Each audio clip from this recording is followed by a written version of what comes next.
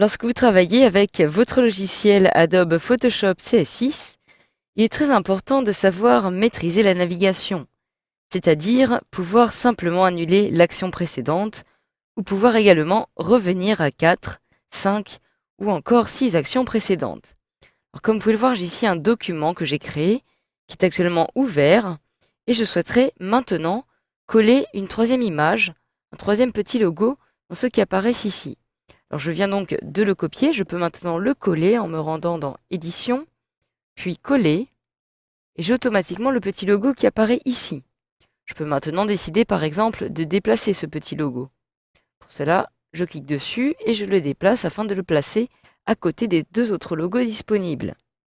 Alors si maintenant je souhaite annuler ce déplacement, il me suffit tout simplement d'appuyer sur le raccourci clavier, CTRL Z. Je maintiens donc CTRL enfoncé et j'appuie une fois sur Z. Et je viens donc d'annuler la dernière action, c'est-à-dire le déplacement de mon petit logo. Si je souhaite maintenant revenir à ce déplacement de façon à retrouver mon logo ici, je vais une fois de plus annuler l'action précédente. Donc j'appuie alors une fois de plus sur CTRL Z et je vais donc annuler la dernière action, c'est-à-dire l'annulation de mon déplacement. Alors je peux aussi, si je le souhaite maintenant, créer des formes afin de les placer derrière mes petits logos. Donc pour cela, je me retrouve ici dans Forme. Je sélectionne par exemple outil rectangle arrondi et je peux ainsi commencer par créer une forme ici, une deuxième forme ici et encore une troisième. Alors comme vous pouvez le voir, les deux formes qui apparaissent ici apparaissent derrière mon logo. Je vais donc maintenant les déplacer en déplaçant les calques de mes logos juste au-dessus pour les faire apparaître sur les rectangles. Et voilà, je retrouve donc maintenant mes petits logos sur les rectangles. Donc si je souhaite maintenant annuler justement le déplacement de ces petits logos par-dessus les rectangles arrondis que je viens de créer, il me suffit une fois de plus de cliquer sur CTRL Z, je réalise une fois, et je retourne donc à l'état précédent. Si j'appuie à nouveau sur CTRL Z, je vais, comme vous pouvez le voir, annuler cette annulation. Donc je souhaiterais maintenant revenir par exemple aux actions précédentes afin de pouvoir annuler par exemple la création de ces trois petits rectangles. Donc pour cela, je vais devoir me rendre dans Édition et je retrouve ici Aller vers l'arrière. D'ailleurs, je peux aller vers l'arrière tout simplement en utilisant le raccourci clavier Alt plus CTRL plus Z.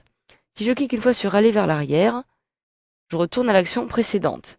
J'appuie une fois de plus sur CTRL Alt plus Z et je vais ainsi vers l'arrière une fois de plus.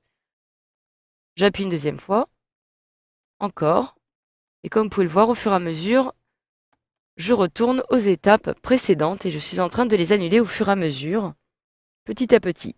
Donc en fait, à chaque fois que vous allez utiliser ce raccourci clavier, CTRL plus ALT plus Z, vous allez pouvoir revenir aux actions précédentes afin de les supprimer une à une, chacune son tour. Donc cela est très pratique.